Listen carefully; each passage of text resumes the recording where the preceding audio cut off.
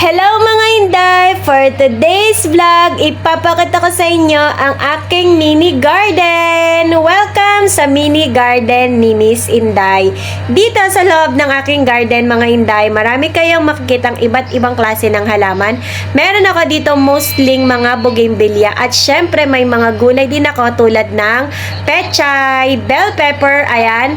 At meron din ako ditong mga puno ng malunggay na maliliit pa lang siya. Meron din ako ditong sitaw. Ayan, malalaki na sila. And of course, meron din ako ditong mga roses. Ayan. Meron akong 3 pasong roses dyan. And syempre, meron ako ditong pumpkin or squash in English. Pero di ko alam ang Tagalog niyan mga Inday. At syempre, meron din ako ditong ampalaya.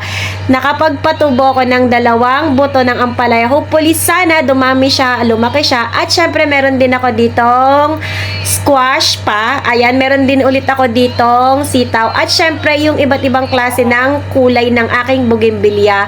Meron din ako ditong seedings ng kamatis na hopefully, magkakaroon na tayo ng sarili nating puno ng kamatis dito sa aking mini garden. Meron din ako ditong saluyot. Ayan, mga Inday. At syempre, meron pang bougainvillea, mga saluyot. Meron din ako ditong kamote. Ayan mga Inday, binunot-bunot ko lang yan ng very light. Actually, dati itong itong garden na to is meron siyang bubong. Para siyang greenhouse. Kaso nga lang, sa sobrang init ng panahon is hindi niya na talaga kinaya. And minsan nagkakaroon dito ng sunstorm.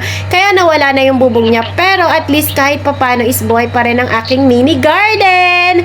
Ang ganda-ganda niyan mga Inday, nakakawala siya ng stress. Thanks for watching!